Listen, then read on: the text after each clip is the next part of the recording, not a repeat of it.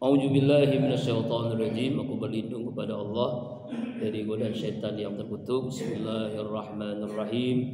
Dengan nama Allah yang Maha Pengasih lagi Maha Penyayang. Surah keempat, surah An-Nisa, ayat 135 sampai ayat 140. Ya ayyuhalladzina amanu, wahai orang-orang yang beriman, wahai hamba-hamba Allah yang beriman. Berarti kalau kita menemukan ayat diawali dengan kalimat ayyuhalladzina amanu, dipastikan ayat ini diturunkan di Madinah setelah Nabi hijrah, makanya Madaniyah. Jadi bedanya antara surah Makkiyah ciri dengan ayat Madaniyah, kalau Makkiyah itu ya ayyuhan nas, wahai manusia, jadi umum, karena di Mekah itu masih banyak orang kafir, orang Yahudi, orang Nasrani. Sedangkan di Madinah umumnya Muslim, ya udah lebih umum, mukmin. Makanya kalimatnya ya ayyuhalladzina amanu, wahai orang-orang yang beriman. Kita ini ya, ini panggilan Allah kepada orang yang beriman. Apa kata Allah?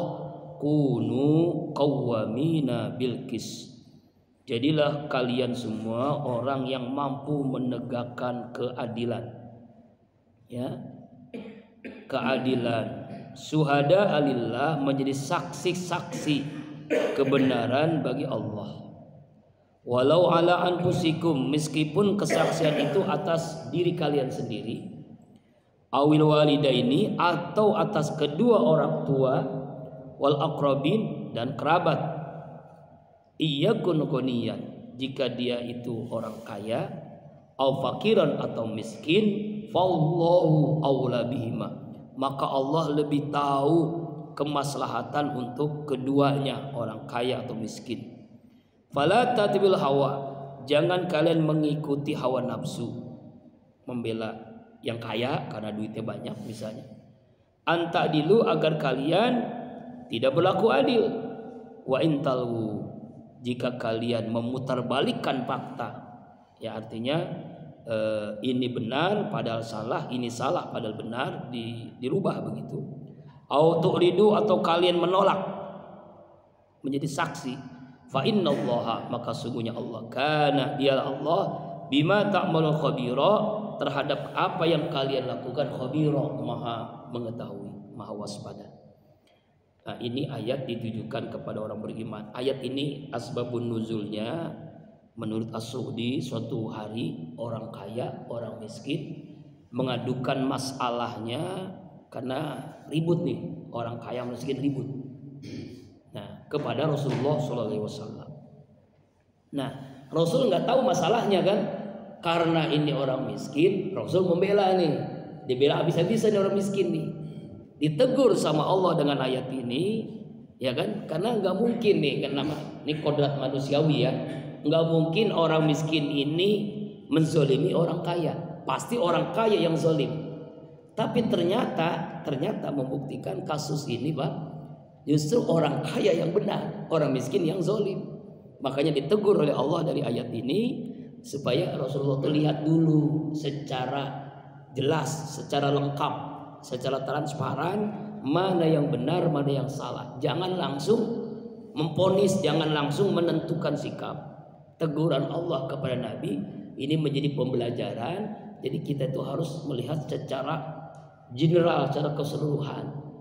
Apalagi nih kalau Allah tetapkan kita ini menjadi seorang penegak hukum, hakim, jaksa, polisi, pengacara, pengangguran banyak acara. Pokoknya orang yang memutuskan hukum itu harus bersih general. Saya banyak teman-teman yang jadi hakim, jadi pengacara, jadi polisi, ya jadi jaksa. Memang dulu kuliahnya di Fakultas Syariah. Jadi teman saya itu ada yang jadi hakim pengadilan agama, ada yang jadi polisi, bahkan macam-macam tuh. Jadi harus bisa melihat secara general, secara keseluruhan, jangan langsung membela. Nah, inilah cara Allah memberikan pelajaran kepada Nabi dan juga kepada kita. Jangan langsung memutuskan. Jadi harus teliti secara jelas. Ya ayyuhalladzina amanu, wahai orang-orang yang beriman, Kunu qawwamina bil qist. Jadilah kalian sebagai orang yang mampu menegakkan keadilan. Ya, keadilan. Makanya kan lambang pengadilan itu kan bentuknya kan apa? Timbangan yang lurus kan ya, itu menegakkan keadilan. Ya kan? Tetapi di negeri kita ini pengadilan banyak, keadilan yang susah begitu ya. Karena kita ini KUHP, karena uang habis perkara. UUD ujung-ujungnya duit, ya kan? Contoh misalnya kita punya motor hilang, lapor ke polisi. Harganya untuk laporan itu bayar. Coba dah. Itu belum tentu dapat, belum tentu ketangkep malingnya, ya kan? Lalu lapor lagi nanti nggak ketemu-temu, bayar lagi, begitulah seterusnya. Nah, inilah negeri kita ini memang negeri yang penuh dengan seperti itu. Jadi banyak kerancuan, ketidakjelasan hukum, ya kan? Kenapa bisa begitu? Mungkin nih gaji polisinya kecil, gaji hakimnya kecil, gaji jaksanya kecil. Sebenarnya bukan masalah gajinya, Pak, mentalnya korup, mentalnya rusak. Itulah pentingnya lebih kita suka orang yang benar daripada orang pintar. Negeri ini kan nggak kekurangan orang pintar, tapi kekurangan orang benar, Pak. Orang pintar banyak, orang benar yang kurang. Profesi apapun silakan. Bapak jadi polisi, tafadhol. Jadi hakim silakan. Jadi pengacara boleh. Jadi jaksa tafadhol. Cuma mampukah nih orang-orang yang diberikan amanah ini menjadi orang yang penegak keadilan? Ya kan? Makanya kita nggak boleh suzon juga. Ada juga polisi yang soleh, jaksa yang soleh, ya kan? Hakim yang soleh, pengacara yang soleh. Ada yang baik-baik, ada masih banyak. Syuhada alillah, menjadi saksi-saksi kebenaran bagi Allah. Ya tuh. Jadi kita harus menegakkan kebenaran, Pak. Kebenaran. Ya, kebenaran. Wa aqimus syahadatillah. Jadilah kalian tunaikan kesaksian itu karena Allah. Jadi semuanya karena Allah. Lillah, karena Allah. Kalau sudah karena Allah, orang ini benar, hakim benar, jaksa benar, pengacara benar, bahkan polisi pun benar. Kalau karena Allah. Kalau sudah karena Allah. Makanya pentingnya lillahnya ini dulu, lillahnya dulu. Perbaiki lillahnya. Kalau lillahnya benar, insya Allah hukum ditegakkan dengan sebenar-benarnya, ya kan? Nah sekarang kan korupsi makin merajalela. Kenapa? Karena hukum tidak ditegakkan secara benar. Kalau maling motor dibakar hidup-hidup, yang hanya cuma 20 juta, misalnya kan motor 20 jutaan, kira-kira ya ada 10 juta lah. Tapi kalau maling uang rakyat miliaran, triliunan, coba Pak, ya kan? Kalau di Saudi itu orang mencuri potong tangannya, mencuri lagi potong kakinya, mencuri lagi potong tangannya, mencuri lagi potong kakinya. Cuma bukan semuanya, Pak, segini doang dipotong, Pak, segini doang dipotong, ya kan? Kalau di Malaysia apa di mana dihukum dipotong apa digantung. Kemudian kalau membunuh ya dihukum pancung. Kalau di Indonesia hukumnya apa, Pak? Potong tahanan, bukan potong tangan tapi potong tahanan. Nah, itulah negeri kita. Padahal mobilnya sudah banyak, uangnya sudah triliunan, miliaran, tapi kok kenapa masih mentalnya, Pak? Mentalnya, imannya, akhlaknya sudah rusak, sudah karena nauzubillah. Tapi insya Allah masih ada orang-orang yang adil, ya. Walau ala anfusikum, meskipun saksi itu untuk diri kalian sendiri. Jadi kita harus adil buat diri kita sendiri itu. Apa maksudnya? Jangan sampai kita ini tidak menegakkan keadilan buat diri kita sendiri. Contoh, kita ini nggak adil nih, ya. Ini kan mata punya hak tidur begadang terus. Nah, itu berarti kita tidak adil kepada mata, ya kan ya? Nggak adil. Tidur begadang setiap malam, akhirnya badan kita rusak, ya kan? Ada haknya mata, ada haknya tubuh, ada haknya diri ini. Jadi harus menegakkan keadilan buat diri kita, ya Pak ya. Ini Islam ini ngatur bagaimana makan, cara makan, memanage waktu. Nah diatur supaya kita adil. Jangan sampai kita sakit. Kenapa orang sakit? Sebab penyebabnya itu ya karena nggak adil pada diri sendiri. Contoh nggak adil, makan sembarangan, ya tidur nggak teratur, ya kan, kemudian istirahat kurang, ya pikiran beleng-beleng, nah, itu beleng-beleng itu. Makanya sebenarnya orang yang sehat itu karena dia mampu memanage, mengatur dirinya, pola makannya, pola tidurnya, pola istirahatnya, pola pikiran diatur, dimanage. Nah, ya itu sebenarnya gitu. Apalagi di zaman sekarang kan makanan serba instan, ya Pak ya. Ya, dulu kita pengen makan buah itu sehat, tapi sekarang buah juga belum tentu sehat Pak, karena ada yang instan, cepat supaya mateng. Nah itu korban makan buah pepaya merah, ya Zarul ya, enak nih paya nih, harganya murah, ternyata ya begitu kan, karena di instan supaya cepat matang disemprot-semprotin. Nah itu kan bahan kimia, makanya hati-hati Pak, kita harus cuci dulu, harus bersih dulu. Itu yang buah, belum yang lainnya. Ya kan, ikan asin, formalin ini banyak banget, bahaya tuh Pak. Yang bahan formalin gitu, masya Allah, ya kan. Makanan anak-anak tuh, makanya sekarang ada di rumah sakit RSCM itu yang gagal ginjal, yang cuci darah tuh bukan aki-aki, bukan nenek-nenek, anak-anak kecil, anak SMP, anak SD sudah dicuci darahnya. Kenapa bisa begitu? Karena makanan yang sudah, ya itulah minuman. Nah, lebih baik minum yang seperti ini Pak, sehat tuh. Bismillahirrahmanirrahim. Iya ya, daripada minum yang bergula-gula kan. Anak-anak kita kan banyak minum gula-gula, makanya jadi gagal ginjal, diabetes, bocah kecil diabetes. Kalau dulu kan diabetes kan penyakit orang tua ya. Kenapa bisa begitu? Karena nggak adil kepada diri sendiri. Makanya hati-hati nih kita ya.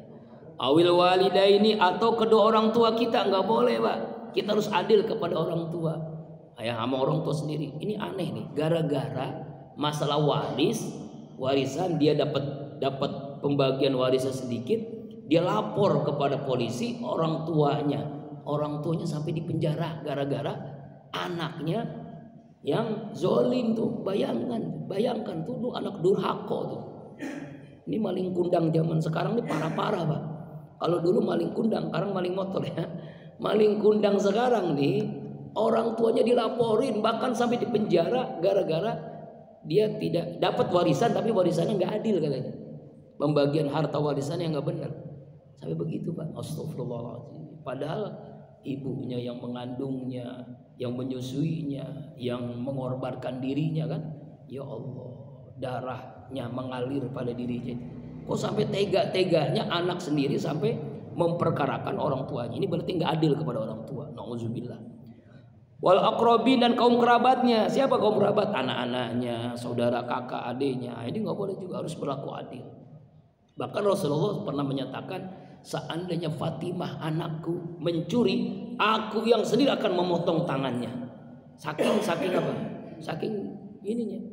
Ya kan, itulah Rasulullah SAW. Saking adilnya kepada umat, sampai kalau seandainya Fatimah anak saya mencuri, saya sendiri yang motong tangannya. Sampai begitu Pak. Sekarang kan nggak begitu. Wah, ini kan bela habis-habisan anaknya. Iya kun gonin au fakiran. Jika dia orang kaya atau orang miskin, orang fakir, faula aula bima. Allah itu lebih tahu kepada keduanya. Jadi bisa jadi orang kaya ini lebih benar daripada orang miskin, atau kebalikannya, orang miskin lebih benar daripada orang kaya. Makanya fallahu aula, Allah lebih utama, berlaku adil lebih utama, karena Allah Maha tahu siapa yang benar, siapa yang salah. Ya kan? Seperti kejadian tadi kan, Nabi juga nggak tahu ini yang benar ternyata orang kaya, yang salah orang miskin. Kalau zaman sekarang mah kebalikannya ya. Yang orang benar itu orang miskin, orang kaya malah. Allahu Akbar. Fala tattabil hawa, janganlah kalian mengikuti hawa nafsu. Hawa nafsu ternyata jangan sampai kita menyimpang dari kebenaran. Jangan sampai karena kita benci kepada seorang lalu antadilu, kita tidak berlaku adil, kita melenceng dari keadilan. Nggak boleh Pak. Ya nggak boleh. Bahkan ketika khutbah Jumat itu tuh ayat yang sering dibaca oleh khotib dan dipastikan dibaca. Innallaha ya'muru bil adli wal ihsan. Gitu kan? Wa yatazil wa yanha 'anil fahsya wal munkar. Sesungguhnya Allah memerintahkan berlaku adil. Ya kan? contoh keadilan yang sederhana nih. Kita punya anak misalkan, anak kita 3, yang satu kuliah, yang satu SMA, yang satu SD. Itu pasti uang jajannya sama nggak Pak? Beda. Kalau sama misal 10.000 anak SD, anak SMA 10.000, yang kuliah 10.000, itu nggak adil berarti orang tua. Sama adil itu nggak harus sama. Adil itu nggak harus sama. Adil itu kalau kuliah 30.000, SMA 20.000, SD 10.000, itu adil namanya. Itu namanya. Adil itu nggak harus sama. Karena kan sesuai dengan kebutuhannya, sesuai dengan kebutuhannya. Misalnya contoh sederhana aja ya, seperti itu. Jadi makanya kita harus berlaku adil. Wa intalwu au turidu, jika kalian memutarbalikan fakta, artinya nggak benar, atau kalian menolak, nggak boleh juga nih. Kita ini memutarbalikan fakta, maksudnya apa? Memutarbalikan fakta ini, yang benar dianggap salah, yang salah dianggap benar. Turidu, atau kita menolak menjadi saksi, menolak menjadi saksi. Ini yang lagi rame nih, pupu papa atau pupu papa, pupu papa lagi rame kan?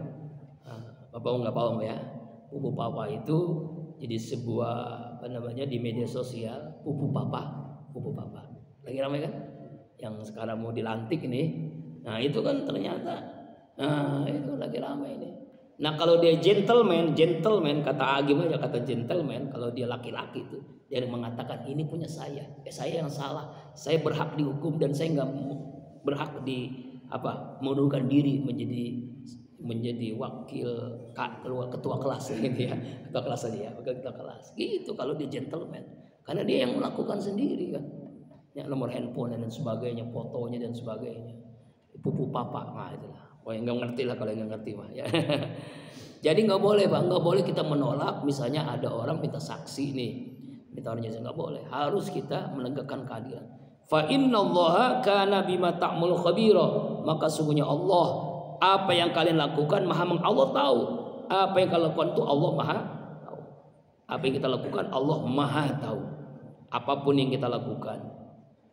In ahsantum li anfusikum wa in asatum falaha.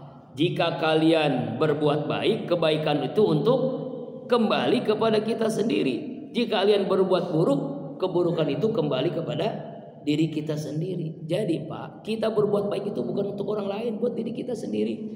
Kita berbuat buruk bukan buat orang lain, tapi buat kita sendiri. Kita infak nih, buat kita sendiri. Kita jolim sama orang, buat kita sendiri, nanti kita dizolimi sama orang. Makanya nggak boleh kita berbuat buruk. Istilah agama itu kita amalkan 3 sah. 3 sah. Saya aman bagimu, saya menyenangkan bagimu, saya bermanfaat bagimu. Tuh 3 sah. Kalau kita amalin, saya aman bagimu, dimanapun kita berada selalu memberikan keamanan. Provokator nggak mungkin ya. Jadi, maka Allah akan berikan keamanan bagi kita. Saya menyenangkan bagimu, maka Allah akan berikan menyenangkan terus kepada kita. Saya bermanfaat bagimu, maka Allah berikan manfaat buat kita. Tuh begitu, itu prinsipnya tuh. Jadi semua kebaikan kembali kepada yang melakukannya, semua keburukan kembali kepada yang melakukannya. Maka kita selalu berbuat baik. Nggak ada waktu untuk berbuat buruk sedikit pun. Nggak ada kesempatan, bahkan terbesit hati untuk melakukan keburukan pun nggak ada. Itulah hidayah Allah. Maka kita bersyukur hari ini kita ngaji, ini hidayah Allah Pak. Ini seandainya Pak diperlihatkan pahala, atau misalnya diperlihatkan duit ya, diperlihatkan ini dunia, orang nggak ada di rumah nih, semuanya pada ngaji semua. Kalau tahu nih, ya kan kata Rasulullah kan, sholat 2 rakaat sebelum subuh saja apa? Khairun minad dunya wa ma fiha, lebih baik daripada dunia beserta isinya. Lebih baik dunia pada isinya. Dunia beserta isinya itu triliunan, miliaran, biliunan, dibandingkan orang sholat 2 rakaat sebelum subuh, itu lebih besar pahalanya sholat 2 rakaat sebelum subuh. Apalagi sholat isyraq, pahalanya haji dan umroh. Setiap hari kita dapat pahala haji, pahala umroh.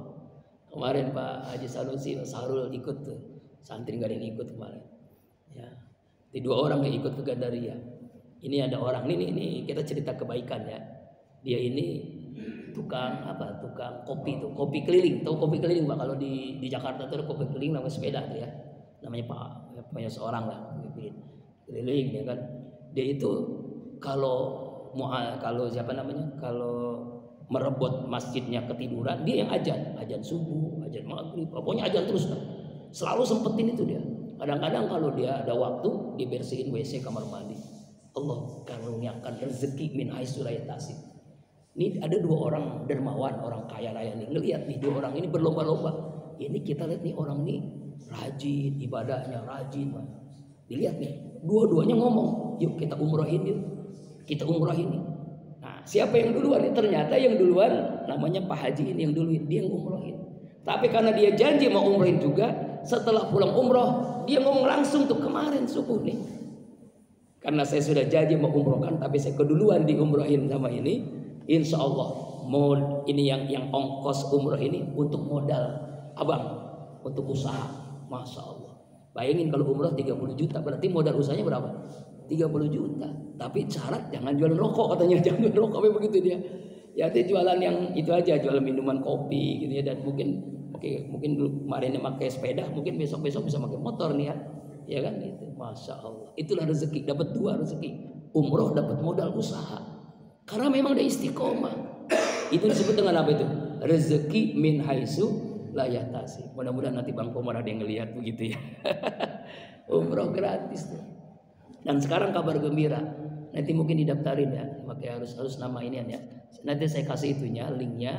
Jadi sekarang dicari merebut di seluruh Indonesia, didaftarin untuk ikut umroh gratis. Nah itu kabar gembiranya kan. Nanti saya kirim linknya ya. Nanti daftarin Bang Komar. Tapi memang harus atas nama DKM Mushola Aridho, karena kan belum Mushola Aridho. Merebut. Itu nanti kalau dapat umroh gratis. Mudah-mudahan ya Bang Komar bisa umroh gratis. Itu juga sebenarnya program itu Pak, itu bukan hanya itu. Sebenarnya almarhum Ustaz Arifin itu udah jalan lama-lama deh. Itu luar biasanya almarhum Ustaz Arifin. Pak ini kita menjelaskan kebaikan orang kan boleh kan ya. Beliau ini kalau umroh pas kali umroh berapa orang? Minimal 200 bahkan 300. Bahkan pernah satu pesawat umroh tuh sama beliau. Kalau secara logika manusia untungnya tuh satu orang 2 juta dikali 300 orang berapa? Triliunan dapat. Tapi beliau tidak mau ngambil spesial. Bagaimana caranya? Keuntungan untuk apa? Umroh. Berbuat masjid, berbuat musola, ustadz kampung. Nah, saya kan alhamdulillah termasuk kan Ustaz Arifin juga dapat umroh gratis. Saya udah 3 kali umroh sama beliau. Kemudian guru-guru beliau nih, guru TK, guru SMP, guru pesantren, guru sanawiyah, guru aliyah, guru beliau ngaji, ustadz yang belum umroh diumrohin semua. Itulah hebatnya beliau tuh. Jadi usaha tapi bukan untuk kepentingan dunia, tapi untuk akhirat. Tapi kalau miskin enggak, justru dengan begitu semakin kaya beliau. Itulah barokah namanya. Subhanallah. Itu makanya mudah-mudahan saya bisa umroh gitu.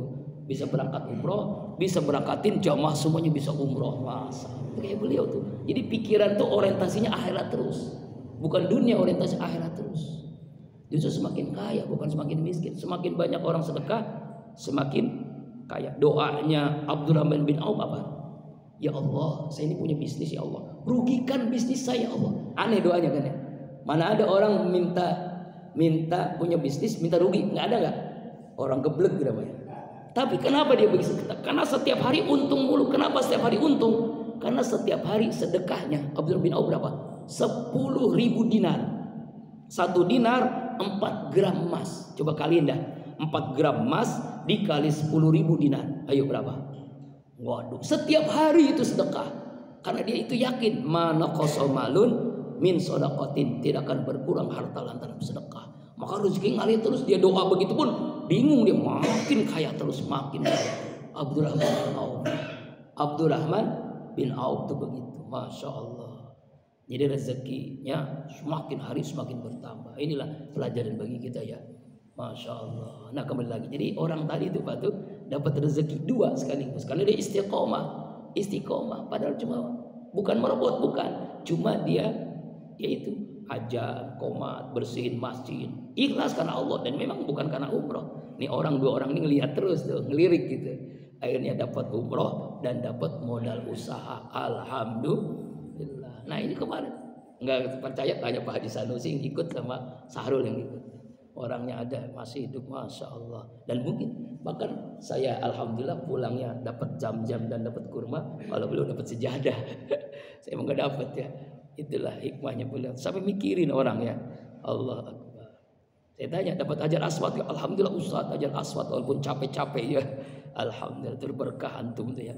Masya Allah.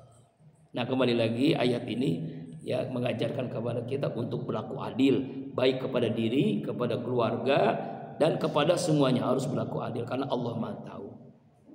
Kemudian ayat 136 juga diperintahkan untuk orang beriman, Bani, sama nih. Ya ayyuhalladzina amanu, wahai orang-orang beriman, amin, berimanlah billah kepada Allah wa rasuli, kepada rasulnya Allah, wal kitabi, dan kepada kitab alladzi nazzala ala rasuli, yang Allah turunkan kitab itu kepada Nabi Muhammad sallallahu alaihi wasallam, wal kitabil ladzi anzala min qabl, dan kitab yang diturunkan kepada rasul-rasul sejak dahulu. Ya, ini ayat ini Allah perintahkan kepada kita untuk menguatkan iman kita dengan apa? Aminu billah, dengan beriman kepada Allah, beriman kepada Rasul, yaitu kepada Nabi Muhammad SAW, beriman kepada kitab, ini rukun iman kan, kepada kitab yang Allah turunkan, yaitu Al-Quran yang kita baca nih. Wal kitabil ladzi anzala min qabl, dan beriman kepada kitab yang Allah turunkan sebelum Al-Quran. Taurat kepada Nabi Musa, Zabur kepada Nabi Daud, Injil kepada Nabi Isa alaihissalam, Suhuf Ibrahim, lembaran-lembaran. Kita harus percaya itu ada. Itu ada.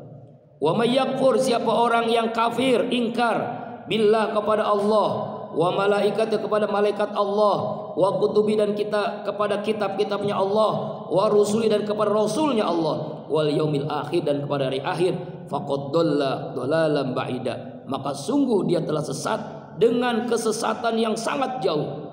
Jadi kalau orang kafir ingkar kepada Allah, ingkar kepada malaikat, tidak percaya kepada malaikat Allah, tidak percaya kepada kitab Allah, tidak percaya kepada Rasulullah, tidak percaya dengan hari kiamat, sungguh dia telah sesat, sesatnya sejauh-jauhnya, sesatnya semakin jauh. Artinya orang yang tidak beriman. Makanya rukun iman kan ada 6 kan?